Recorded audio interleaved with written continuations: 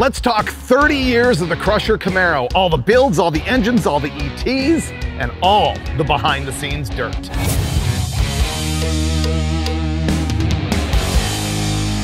This time it's 30 years of the Crusher Camaro, the car that you know from Hot Rod Magazine and from Roadkill TV and a bunch of other TV shows. I'm going to give you the behind-the-scenes look at things. We're going to talk about the 8 phases of the car, the 8 different engines that's been in it, and all of the quarter-mile ETs along the way. Before we get started, let's talk about the origins of this car and why it's called the Crusher.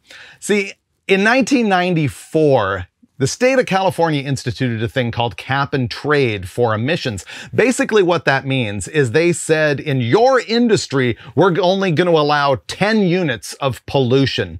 So if you were a company that was making 1.5 units of pollution, you had to find a way to buy a certificate or permission to have another half of a unit of pollution from another company so that you could pollute 1.5. Get it? Clear as mud. Well, Chevron and Unocal figured out that instead of going to other companies in the trade in order to get those smog credits, they could talk the government into crushing old cars, assuming that those old cars were polluting and therefore getting a smog credit to take them off the road. In other words, they crush a car, they're allowed to make more emissions. Now, when this came up, I was a staff editor on Hot Rod Magazine, and I thought it was completely bogus. So I pitched a story on how we would go buy a car that was about to be crushed, and we would turn it into a project car. And as it turned out, it turned into a really good story about how this whole program was bogus.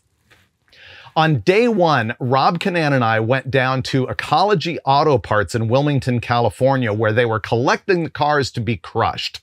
And it's now a pick your part. The place is still there. If you look at this photo, you can see that in the upper right-hand corner, there's a parking lot, and there's a couple straight rows of cars, and there's one at an angle. There was a bunch of cars that were parked in the straight row that we were considering buying.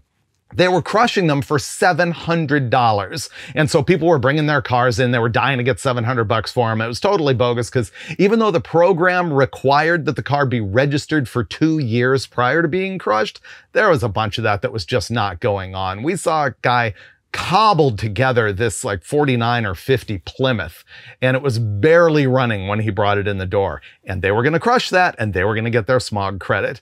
Anyway, I'm standing there looking at a Maverick and I think a 4-door Galaxy and that old Plymouth. And at that angled driveway, I see in the distance a 67 Camaro pulling in. I absolutely started trucking for it. And I got there and I remember I said to the guy, "Are you handing this in to be crushed?" And he said, "Well, yeah, I am." And I said, "Will you take $700 from me instead?"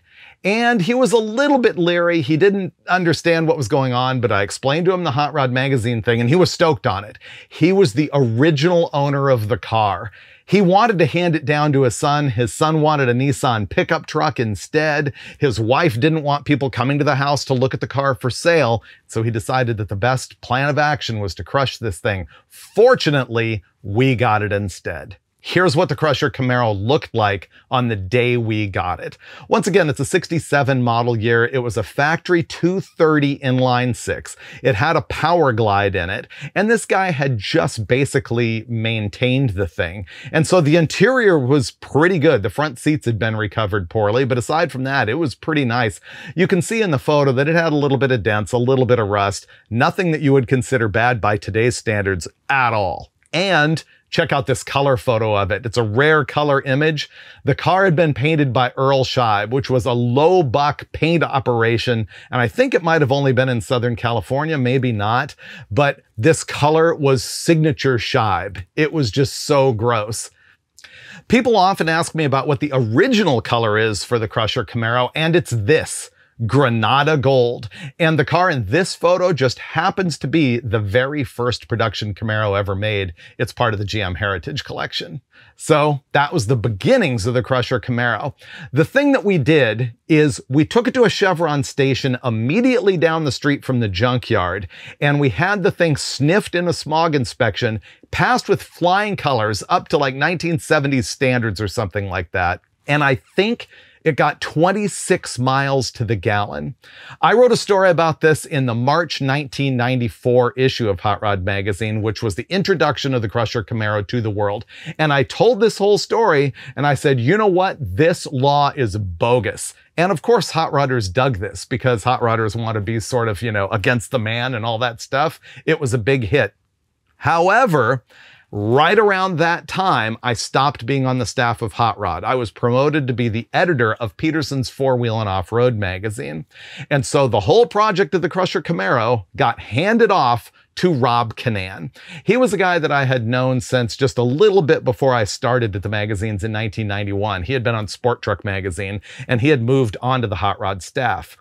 So he took the bullet of having to carry out the execution of the car that I had schemed in my head. In the photo, he's sitting there with the seats out of the Crusher, and you can see that they've got that houndstooth pattern in them. That's actually a 1968 design, but I thought it was a really good call on Rob's part to do that just because those seats are way cooler.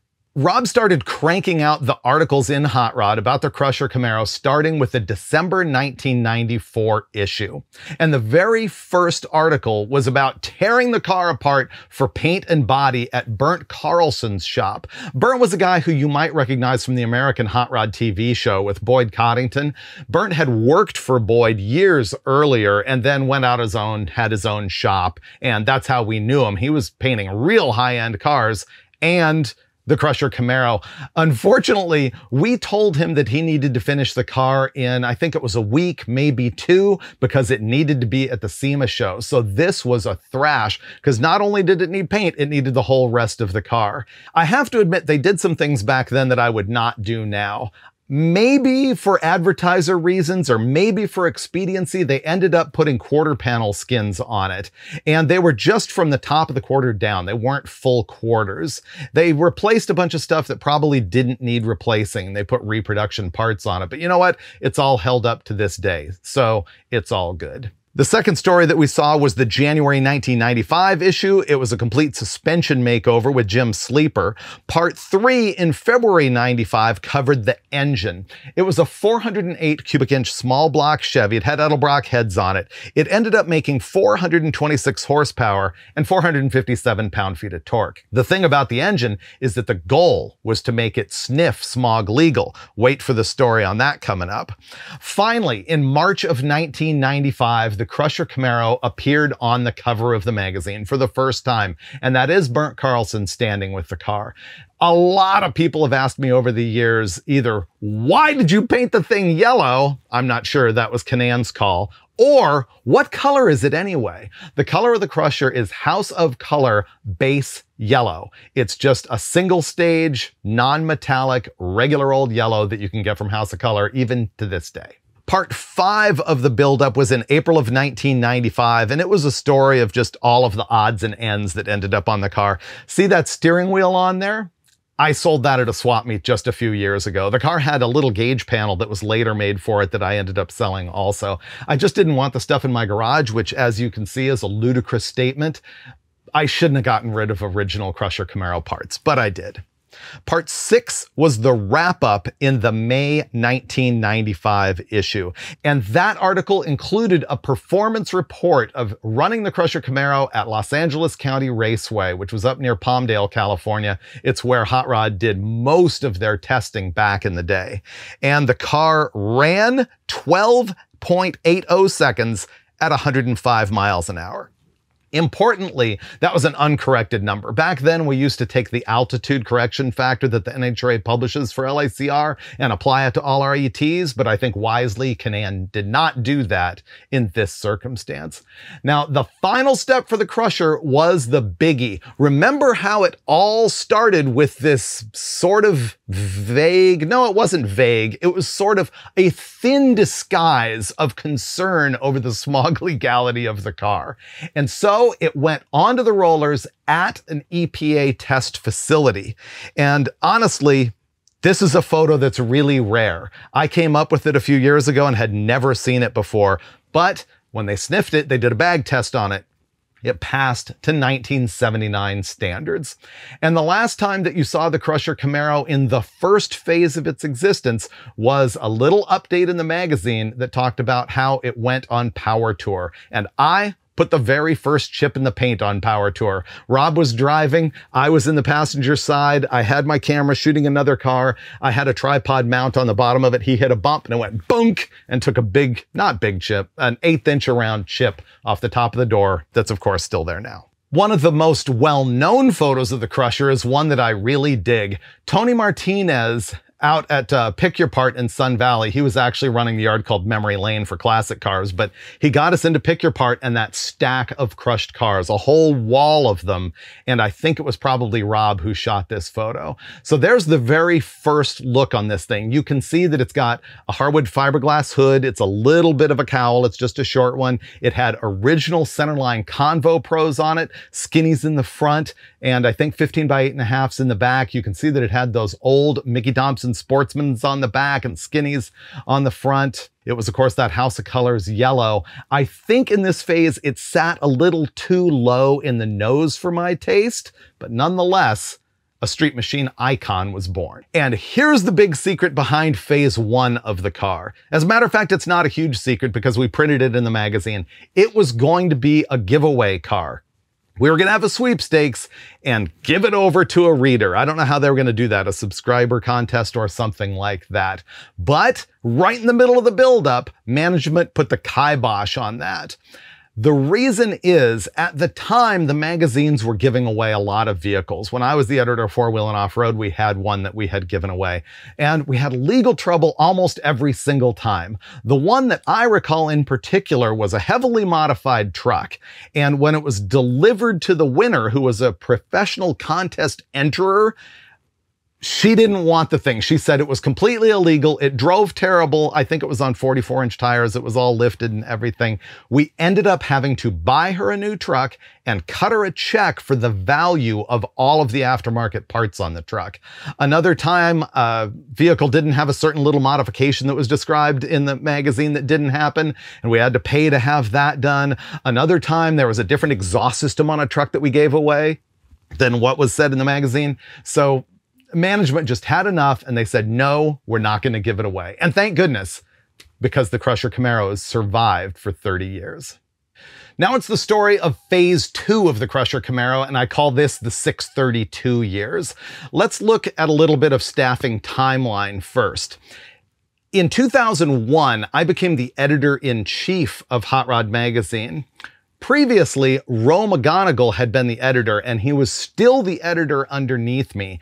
And in the late 90s, he had begun a build on the Crusher Camaro. He sent it out to some friends in other states, and it was sort of slowly in progress. As a matter of fact, the distance of time between the last story on it in 1995 and when it showed up again was 8 years. The first story that appeared in phase 2 was called Big Bullet. It was in March 2003, and it described the buildup of a 632 cubic inch tall deck big block Chevy that was all aluminum. It used one of those old trick flow blocks that they don't make anymore.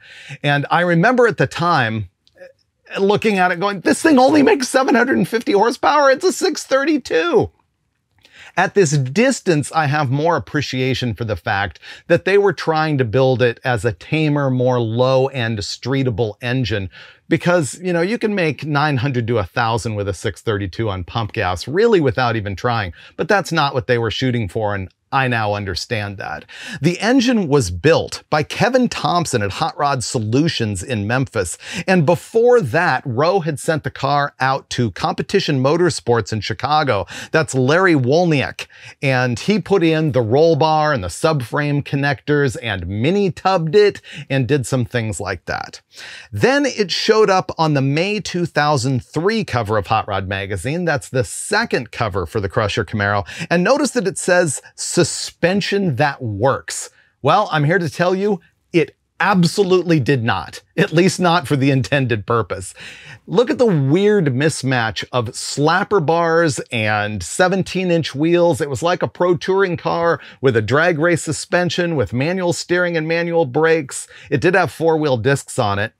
The rear ones are still in the car, and he had also put a Ford 9-inch in the back. So a lot of good work was done to the thing, but it was a mismatch for that pro touring looking cover. It was just an illustration of what a handling car could look like, but it actually wasn't.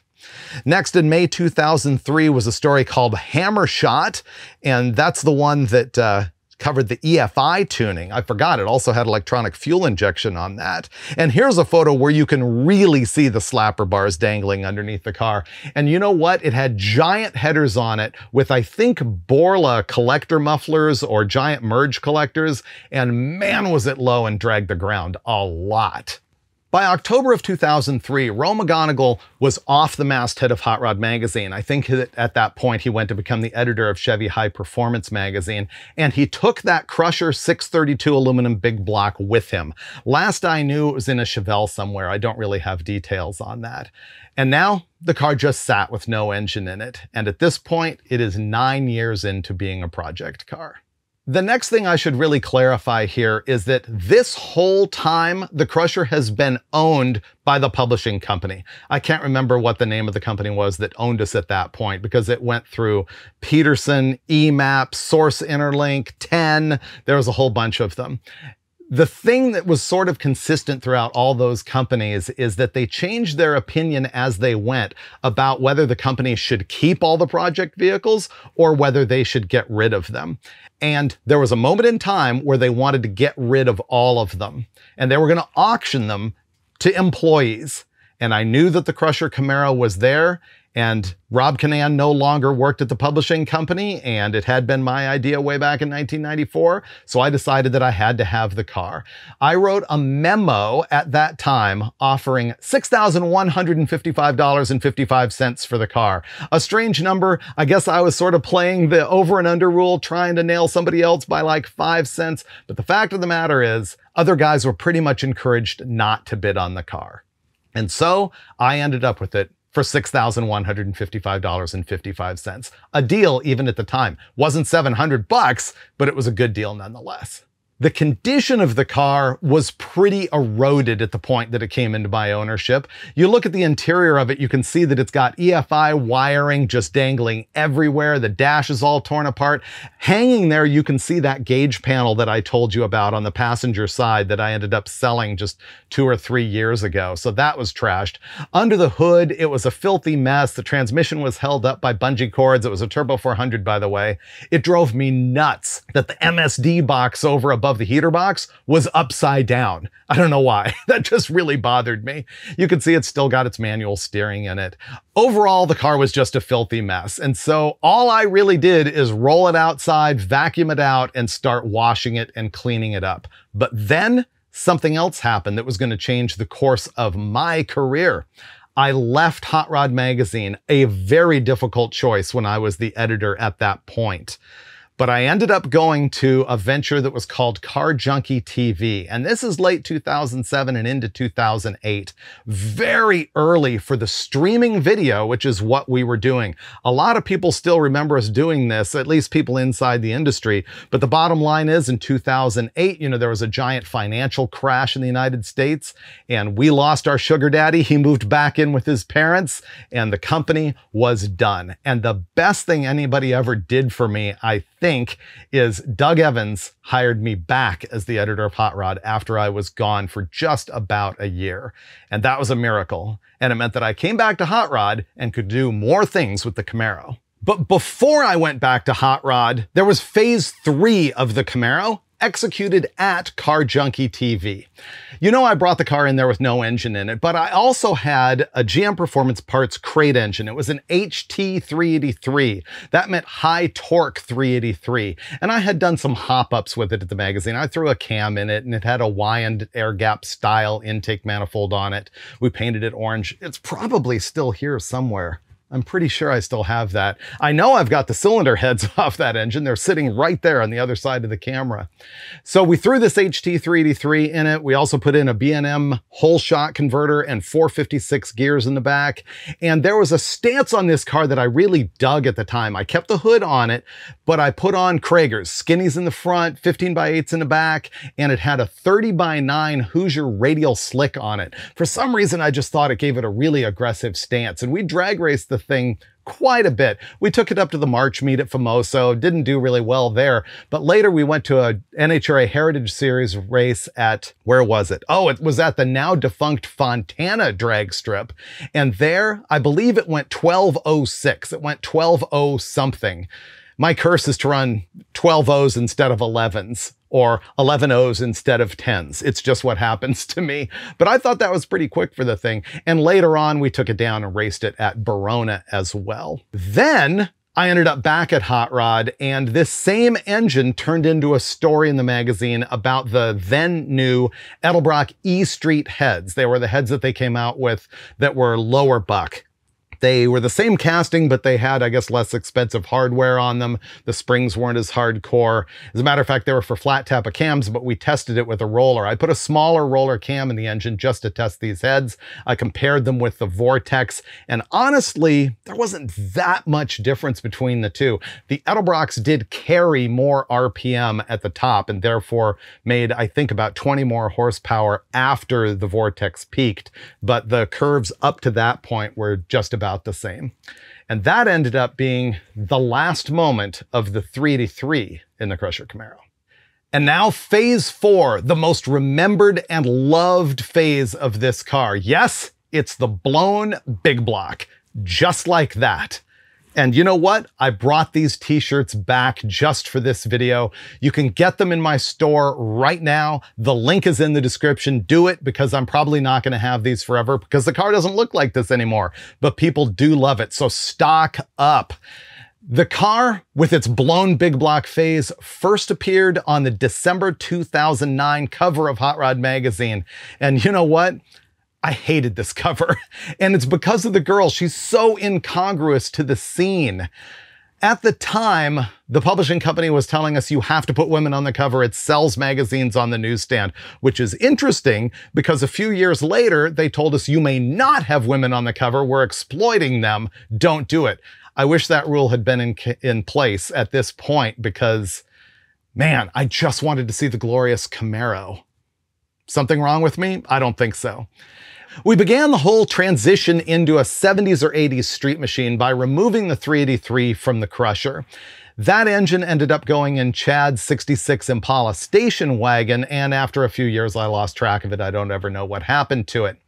I started with a blown big block that I had been using as a dyno mule in the pages of the magazine. It was blue at that point. It was really tame. I had done intake manifold testing, camshaft testing. It had oval port heads, little tiny camshaft, but we put the supercharger on it, and I think at 7 pounds it made 700 horsepower, but I ran the thing forever at 5 pounds and it made, I think, 650 horsepower. Doesn't matter that it was low powered. I dressed the thing up and it looked great. I took some of that body filler that has metal embedded in it, and I used that to take the engraved names off the ends of the cylinder heads so that they would look a little bit more retro. And I painted the aluminum heads red, and I put on those awesome Moroso gold anodized valve covers. At the time, you could still buy those brand new. You can't anymore. I still have the set of them in here somewhere. And of course, we had the supercharger, Wyand 871. The thing just looked so good. I feel that I nailed it. And when we put it in the car, I think this is the cleanest, best looking, most well-executed engine compartment I've ever had, with the exception of probably the F-Bomb Camaro and its twin turbos. But I didn't do that one. I did this one, and I fell absolutely in love with it. Thing is, I thought the car probably needed a hood, and we went on Craigslist, which I guess was fairly new then, and like that, in our neighborhood, came up with a Camaro hood for $100. It was a steel hood. I didn't have time to get a fiberglass one, and we cut the hole in it, and John McGann, who is now the editor of Hot Rod magazine, painted it for me and did a killer color match. The thing is, We ended up taking the hood on and off the car. Wes Allison took a great photo of it, and we would take the hood off and put it back on. Take the hood off, put it back on, so that we had the same photo. And I looked at it, and while it was cool with the hood on, I just couldn't cover up the blown big block. It looked so awesome, and I thought it was 70s to have no hood. I still have the hood with the hole cut in it, and maybe I'll use it at some point in the future, but in this phase of the car, it virtually never appeared with the hole in the hood. We also ran velocity stacks on it that day, which looked fantastic, but they didn't have air filters in them, and I didn't want to destroy the blower, and so I ended up putting the big mailbox hood scoop on it later. I've got a photo of that coming up. I also did an interior makeover, once again, shooting for that 70s or early 80s look. I put a Grant 3-spoke steering wheel on it. If you look in the dash, you can see how I removed the instrument panel, took the gauges out, covered them with sheet metal that was painted black, put it back in, and I had nothing but an Autometer Sport Comp tack. It looked awesome. Another thing that we did the day that we were shooting the story on this for the magazine was changed up a whole bunch of wheels. This Wes Allison photo with the smoke in the background's neat, and the dish mags are pretty great. But if you look at that front one, you can see that it has too shallow a back spacing. It sticks out too much. You couldn't even steer the car with them on there. So we showed it there as sort of a sample of what it could look like, but I never ran those wheels. I ended up selling them at the swap meet. We also put on some centerline auto drags, but I think the ultimate was the Kragers, or the Kragers in the front and the auto drags in the back. Next up is a really good story. We wanted some burnout shots, and so we went out onto the street near our shop in Gardena, California. And this is a Sunday afternoon. No one is around. The car is uncorked, and I did a flaming awesome burnout across the street, once again captured by Wes Allison, and through the smoke behind me, I saw the lights going off. It was the police. Now, Wes and John McGann hopped in their car and took off. They left me dangling in the breeze. I get pulled over, and the guy walks up to me and he says, "License and registration." Like, "Don't have that with me, officer." And I said, "My wallet's back in the shop and it's not registered." He said, "How about insurance?" I'm like, "No, not insured." These days, I always drive with insurance, but back then, no. And it had no exhaust system on it. He knew that. And he ended up kicking it around. He's like, "What do you expect me to do with this?" He's like, "I could take you to jail." Oh, I forgot about this. The first thing he said to me when he walked up with it was, "You're losing this car and you're going to jail." That was the first words out of his mouth. But at the end, he said to me, "What do you expect me to do with this?" And I said, "Tell you what, officer, I will turn this thing around. I will park it in my shop that is less than half a block away, and you will never see it again."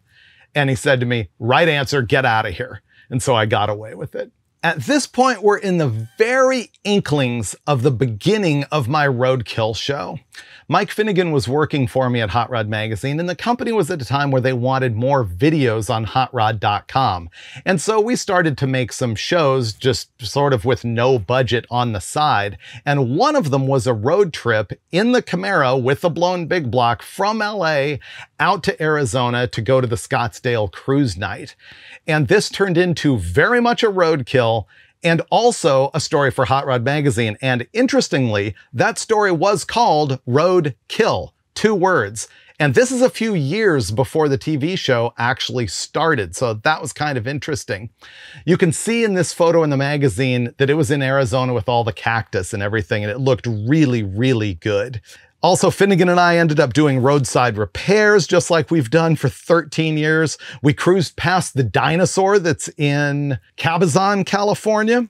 In this photo, you can see Finnegan and Dennis Pitzenbarger, who was hosting Hot Rod Magazine Radio at the time, and also Jason Lewis, who was our shooter and editor for the videos.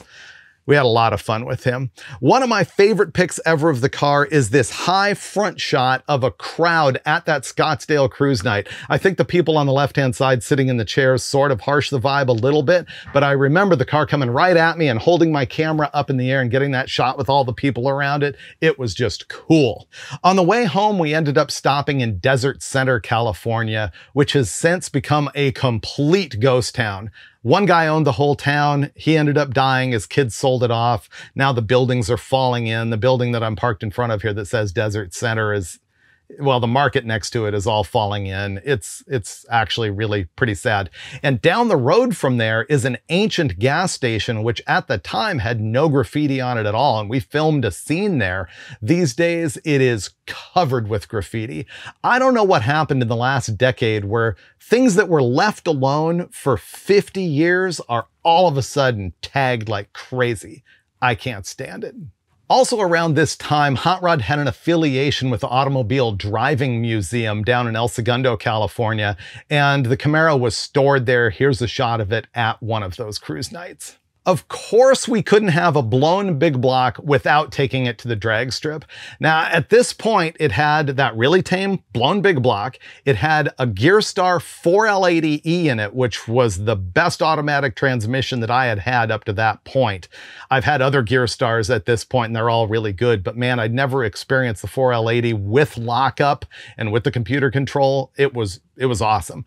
Out in the back, we had 350 gears in it, and so not really a drag race gear set. And we took it to Fontana for Hot Rod Unlimited Season 1, Episode 3, which you can still find streaming online. And it ran in the quarter mile 1062 at 126 miles an hour. I thought that was pretty cool for something that I had driven out there on pump gas and had the mufflers on it and everything else. Not super fast for a blown car, but just really cool. And the thing just did burnouts forever. It was neat. I think it was that day that I shot this really low front 3/4 photo, and in the background you can see the old Kaiser steel plant that was there in Fontana. Some of those buildings are still there. It shut down in 1983. They sold a lot of the equipment machinery off to China. There's another company trying to do stuff there. But anyway, historic, cool place, and that is the photo that turned into this t-shirt, which I will remind you once again is available in my store for a limited time. The link is in the description. That was 2009. By February of 2012, the Roadkill show had started, and one of the episodes was a big road trip with the Crusher and my Super Bee from LA all the way up to Salt Lake City to try and run at the Rocky Mountain Raceway, which is now gone. On the way, we of course stopped at the Las Vegas Strip and got some great photos of the two cars cruising side by side. And we broke down and ran out of gas a lot. In this photo, the guy kneeling there isn't me. It's actually Dustin Gould, who had been with me at Car Junkie TV and was the director of Roadkill at the time. Maybe he was just a camera op, but he later became the director. And now he's the showrunner for Roadkill and Roadkill Garage and Faster with Newbern and Cotton. So that's pretty cool tie-in. This is also the episode where Finnegan was coming down the Virgin River Gorge in Arizona between Utah and Nevada, and one of the skinny front tires had a flat and shredded the centerline wheel, which I also still have in storage over there. And he ended up putting a Krager on it that he had with him, but when the wheel broke, I think it lost a bunch of lug nuts and the washers were gone, so he ended up using box end wrenches for washers. That was just one of the greatest Roadkill moments ever of roadside repairs. At this phase in the Camaro's life, I remember also loading it up on the Roadkill ramp truck, which Finnegan just recently sold. I also had it on a trailer behind the Macho Grande, which was my GMC Suburban at the time. And this last photo is inside the Hot Rod Magazine 65th anniversary car show, which was a super cool deal. We rented out the Pomona Fairgrounds, the Fairplex, and we had as many Hot Rod Magazine feature cars as we could find, and we presented them in chronological order. It was epic. In the background of this photo, you can see some of my other cars. At the far right is the Bonneville Camaro, and then there's my Super Bee, which was my very first car. After that is my 67 Impala, and at the very end is the famous 57 Chevy known as Project X that started in Popular Hot Rodding magazine and that's now with Hot Rod. The blown big block was in the Crusher for 5 years, and obviously, I like to change up this car all the time, so it was ready for something else. And this was really ambitious. What we were gonna do on live streaming videos so we couldn't fail is an engine swap, removing the blown big block and installing a 427 LS7 with EFI. It was a complete Holley program, and man, it was a little bit stressful. The very first thing that needed to happen was the blown big block had to get out of the car, and we ended up taking it to Steve Schmidt Racing Engines and shipping it back home. And the blown big block, while revamped and rebuilt, is now in my '69 Impala, known as the Crusher Impala, which, by the way, I didn't name the Crusher Impala. Viewers ended up calling it that because it had the Crusher Camaro engine in it. And so there's like a spin-off of the Crusher Camaro is the Crusher Impala. This whole adventure with the live stream began with me and our director, Travis LaBella, hopping in the company box truck loaded with gear, everything that we needed in order to execute the live stream. And we took the 10, and it was an absolute freeze out. In Texas, I couldn't believe the carnage at the side of the road. I mean, semis stuck and on their sides everywhere. It was really memorable. We ended up sleeping in the truck one night because we were somewhere where the road was closed. We slept in a gas station. Anyway, our target was Mast Motorsports, who you may know as a manufacturer of killer LS cylinder heads and parts. And we went there to pick up our engine that had been built by Horace Mast. He dynoed it himself, and it made 710 horsepower at a screaming 7,000 RPM. Really cool motor, and it looked great with the Holley tunnel ram on it. Matter of fact, I still have that sitting around here somewhere as well. Then we showed up in Indianapolis for the Performance Racing Industry Trade Show, and we mapped out our area. We had maybe 2 booth spaces worth of area to make this whole thing happen. And announcing it was my buddy Brian Loans, who is now the lead anchor for NHRA on Fox, but at the time he was doing live feeds for us. And in this photo, you see Finnegan, me, and Loans in the middle of this engine swap. And at the very last second, we fired it up and made it happen. And this was on an episode of Roadkill. And famously, we fired it up before the trade show was over. There was an official who came over who was freaking out because you're not supposed to run engines during the show. And Finnegan is winging the thing, and she's saying, "Stop, stop." And Finnegan just says, "I can't hear you," and keeps revving the thing. I remember that whole moment. The other thing I remember about the trade show is that Holley, who was the sponsor of the whole thing, made these really cool posters that showed cartoons of the Crusher Camaro before with the blown big block and after with the tunnel ram LS7 in it. And I actually don't have one of those posters. If you do and you want to give it up, do me a favor and email me. It's heyfreiburger@gmail.com. Maybe we can make an exchange and end up maybe with you having some merch and me having the poster. That would be pretty cool. I also remember we had little cutout posters of our dog. Do you remember the Roadkill dog that was just known as Dog? She belonged to our producer, Julia, and was like a star of the show way back then, and it was cool to have her sort of with us at the time. Her name in reality was Bika, and she's been gone for a long time now, but that was fun at the trade show. Another cool story there is after the trade show was over and we'd completed our swap, there was still some knickknacks to do to the car, and the whole place was empty, and we were working on it. And I think we needed a transcooler line, maybe. We needed some sort of braided line with a crimp on the end, and Finnegan ran over to the shop of Tony Pedregon, NHRA funny car champion, and he shared a shop with his brother Cruz, and they went in there and got the hose made, which was kind of a neat aside. And subsequently, I've actually gotten to know Tony Pedregon, which is very cool. After the engine swap, we executed an episode of Roadkill where Finnegan and I drove the Crusher Camaro in the snow and rain and everything else from Indianapolis all the way back to Los Angeles. Actually, I had to drop Finnegan off halfway somewhere and he flew home, but I drove it all of the way, and that was an epic trip. And as a matter of fact, that's one of the episodes of Roadkill that MotorTrend has left on YouTube, so you can go see it even now. I'll put a link to it in the description for this video. Now on that trip, it was wild. We took it on dirt just a little bit, but there was the snow and we were driving it on some snow and ice tires. It looked really goofy because they were the wrong size. They were on big, I think 17-inch rally wheels. And even worse, we took the hood scoop and turned it around backwards so the engine wouldn't be sucking in a bunch of snow and rain and stuff like that.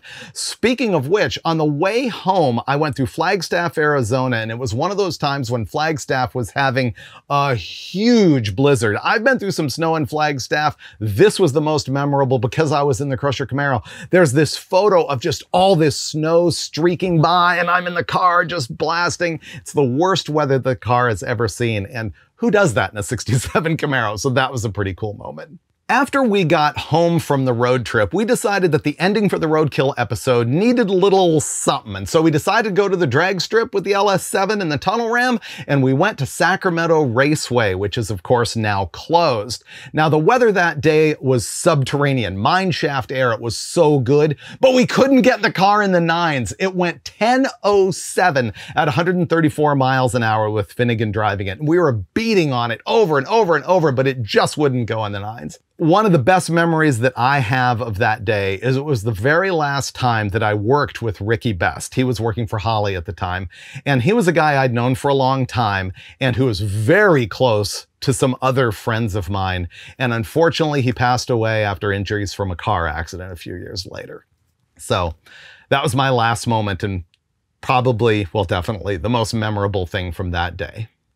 After the trip to the drag strip, the Crusher Camaro came back to the autocross for the 25th episode of Roadkill. We gathered together a whole bunch of our cars, and the gag was that we were going to see if any of them could beat a Kia Rio 5, driven by MotorTrend staffers Johnny Lieberman and Carlos Lago, and we all drove all of the cars, and those guys hopped in the Crusher Camaro, and you can see by the photos that it handled horribly. And we still had the snow and ice tires on it, so that was pretty goofy. They dug the thing. They really loved the power of it, but I can't say that the handling was good.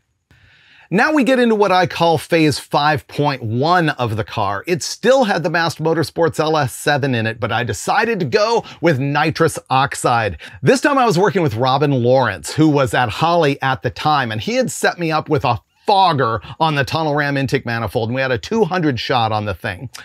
Now, I had changed the gearing and the torque converter on the car because I knew that naturally aspirated at 134 miles an hour, we were out of RPM. The engine couldn't go any higher. And on nitrous, I was expecting it to go at least 150. And so I dropped the rear end gear to a 373 and I tightened up the torque converter. The bad news is between the weather and those changes, it slowed the car down to 1111, but at a huge 130 miles an hour. But unfortunately, that meant that on the 200 shot, I expected it to go low nines. It went 994 at a big 145 miles an hour. So the mile an hour was almost there, but I killed the ET. However, that 994 is the quickest that the Crusher Camaro has run to date. After the 9-second pass, the Crusher Camaro sat for almost exactly a year. So now we're into 2015, and the car is going to make another appearance on the Hot Rod Garage show. This was early in the days of Tony Angelo becoming the host of that show, and he and I decided that we were going to set the thing up as more of an autocross car. Back in these days, we used to rent Lot 6 at Fontana Speedway, which is now defunct, unfortunately. And we had an autocross set up and we marked where the cones went on the ground so that on different days we could put the cones in the same places and do A/B tests on performance. So he and I went out there and ran it on the autocross exactly as it had been on the drag strip. I think we did change to the Rambler U111 US Mag wheels, and those were a 17-inch wheel, and I think they're a really good sort of low buck pro touring looking wheel. They look cool on the car. However, the car looked really weird with the Tunnel Ram LS7 on it and that Pro Touring wheel and tire setup. And at the autocross, it was really bad. Don't forget that the suspension on this thing is currently on the autocross the same as it was when it was on the cover of Hot Rod magazine saying suspension that works. And it absolutely did not. And with the manual steering, it was just disastrous. So we went back to the shop and we installed full QA1 suspension, the whole package that they sold for early Camaros, and we shot that for the show. After that, I wasn't able to go back to the autocross with Tony, so he did that on his own. But when he went back out there, he cut 2.675 seconds off of his autocross time. And so the QA1 suspension did make a huge difference, and it lowered the car so it had that cool Pro Touring stance. The wheels and tires were great. It still looked goofy with a tunnel ram. The interesting thing is that I never saw the car in person after it had been in that configuration, which is kind of strange. I think I wasn't there when we finished up the QA1 suspension package, and I didn't see the wheels and tires, and I wasn't there for the autocross. That's why I don't have a whole lot of photos of it. And that would mark the end of Phase 5 with the Mast Motorsports LS7 engine.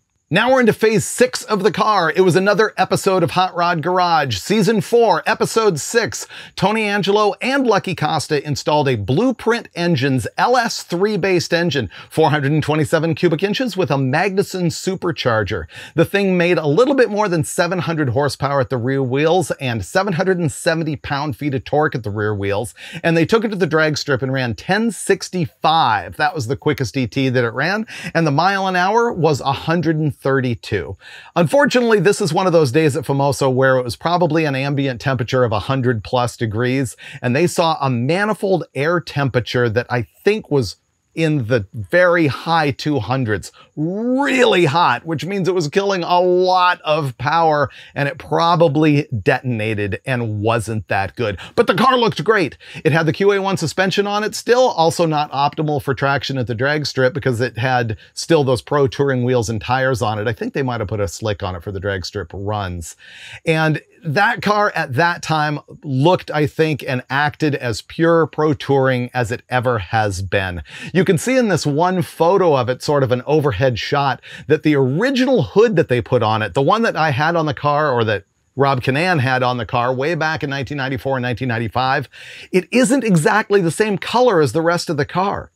I think they were in a hurry when they painted it, and they didn't prime the hood, and they painted over a black gel coat, and you can see that through the yellow paint, and it's a darker color than the rest of the car. Always has been. Always will be, unless I paint the thing again. And in that configuration, the Crusher Camaro went back to the SEMA show, and it was on display outside, and that was kind of the end of Phase 6. Apparently, I can't stay away from retro for very long, because that Magnuson-blown LS3 probably ties the 632 for the engine that spent the least amount of time in the car. We pulled it out, and on episodes of Roadkill Garage, Steve Dulcich and I turned the car into something that was inspired by the pro stock and modified production cars of the 70s. This photo of the white car shows you sort of my influence on this thing. You can see that hood scoop that's called a Grump Lump, named after Bill Grumpy Jenkins, legendary Chevrolet engine builder and pro stock racer. And the look with the tires just hanging out the back just a little bit of rake, that was so inspirational to people that street machines and drag cars alike in the 70s were loaded with Grump Lumps and Kragers and this exact look. And I gotta say, we nailed it. But wait, we started first with an engine, and it is a 400 cubic inch Blueprint Engines short block that appeared on the very first episode of my Engine Masters show when we changed the cam in it and we put a tunnel ram on it, and it made about 550 horsepower. Well, Steve Dulcich and I put a lot of work into making the thing look super retro. Once again, painting the whole thing red, including the aluminum heads and the tunnel ram. And we shot those photos with the fire, and the thing just looked great on an episode of Roadkill Garage. And we continued making the car match that engine. I have to say, this engine compartment absolutely nailed the look that I was looking for, exactly like the blown big block had way back a few generations ago. It looked so pure retro. Those rubber fuel lines leading to the carburetor, completely NHRA illegal, but they looked right for what I was shooting for. And then we got into the car. Steve Dulcich put the Grump Lump on a fiberglass hood, and here it is on the car in white, but he painted it and paint matched it and got it absolutely perfect. The paint matches, unlike the original hood from the car. While we were changing the engine, we also changed the transmission away from the 4L85E from Gearstar and into a Gearstar Turbo 350, a manual valve body unit with a trans brake. I use the Turbo 350 because it's smaller, lighter, and has less rotating mass and less horsepower drag in it. And we had a 5,500 RPM torque converter in it, so it was super race. And I put the 456 gears back in the back. Under the car, I used Caltrax monoleafs and I put the slapper bars back on. We had taken those off when it was in the QA1 Pro Touring phase, and the slapper bars were just so retro correct that I used those instead of Caltrax bars, which I actually prefer, but it needed to have the right look. The car itself, I put stickers on the quarter window that looked 70s era perfect. I love my hooker headers, all of that stuff. It had Kragers on it, and this thing looked exactly the part, and it ran really good. We took this thing to the drag strip. Oh, I remember one more thing I did to it that made me super happy. I put a Mosier 9-inch center section in it that was aluminum. I love an aluminum center section just for the lightweight and the cool factor. And once again, it had the 456s in it.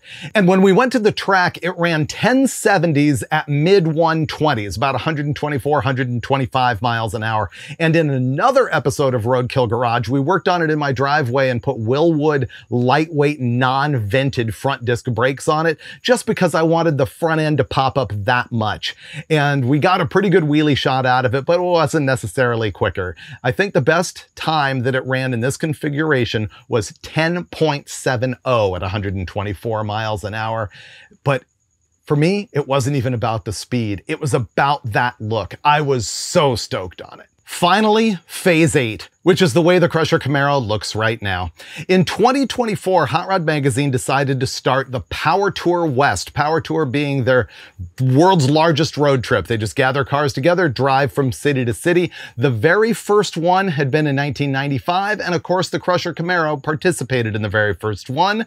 And so what I wanted to do is return the Crusher to its roots. I wanted it to look as close as I could possibly make it to the way Rob Kinnan had set it up for that very first Power Tour. And I whiffed it a little bit because I didn't realize he had changed the wheels on the car to, I think, some 16s, perhaps 17s, probably 16s back then, that the car drove all the way from LA to Norwalk, Ohio with way back when. But it did have the centerline Convo Pros on it, just like it had appeared in the magazine when it was drag strip tested when it was first assembled. So how did I change the car up? It was very much based on the prior phase. It still had the Blueprint Engines 400 cubic inch small block. I did change it to an Edelbrock Performer RPM intake manifold. I recall that that was the hot intake at the time in 1995 when we first assembled that car. I put a single 4-barrel Holley on it. I changed the valve covers. I remembered that just those die-cast aluminum valve covers were hot. The ones that you can buy today are a little bit too sharp on the edge. They needed to have more of a rounded sort of shape to them. And that's the geeky thing that I get into when I'm trying to do era correct stuff. So it wasn't quite right. I put on the blue spark plug wires because I remembered that was a thing back in the day. I retained the Gearstar Turbo 350 full manual valve body transmission, but I put in a much tighter torque converter. I just called Yank Converters and said, here's what I'm doing. What do I need? And they sent me a unit that stalled about 2,800 RPM. I put the Convo Pros on it. I ended up putting some ProTrack tires on the back that were very reminiscent of the Mickey Thompson eyes. I think what do they call? Indy Profile, the Mickey Thompson Indy Profile that was on the car originally. And I peeled the stickers off the glass and I put the 1995 Cal induction hood back on the car. Arguably, this is a really tame look. Probably the most boring that the Crusher has ever been in this 2024 configuration, but it was very nostalgic for me. And on Hot Rod Power Tour, I was able to race it both at Las Vegas and at Pomona. You don't always get a chance to race at Pomona Drag Strip because they only really have 2 big NHRA events a year and a couple of really small things. And at the track, with a 3.5 rear gear that I had put in it. And I didn't even mention, I also have a Gear Vendors Overdrive behind that Gearstar Turbo 350. So it's a Gearstar Turbo 350, Gear Vendors Overdrive, and I had changed it to a 350 rear gear so it would fly on the highway, but also go down the drag strip at 1175 at 116.49 miles an hour. Now, the thing is, that was on a torn up drag strip. I'm going to be the bench racer who says, I know the car can go a little bit quicker. And guess what? That is the next video that you're going to see on the David Freiburger channel. I took the car, made a few other little mods on the thing, drove it up to Famosa, and we're going to drag strip test the thing again. So that is the 30-year history of the Crusher Camaro to this point. I would love to hear your comments about what you think I should do to the car next. I might not necessarily listen to those comments, but I always like the dialogue. I like to hear what people have on their minds. I know a lot of people are going to say, put the blown big block back in it, because that right there is the configuration so many people love with the car. But I'm not sure that I want to go backwards again. I just went backwards and changed the thing back to 1995. I don't know if I want to regress yet again. I'd kind of like to do something new and fresh with it, but what would that be? Let me know in the comments. And of course, do me a favor and go to shop.davidfreiburger.com and score one of these shirts. The link is down there in the description. And watch for the Crusher Camaro coming back in my next video, where I'm taking it back to the drag strip.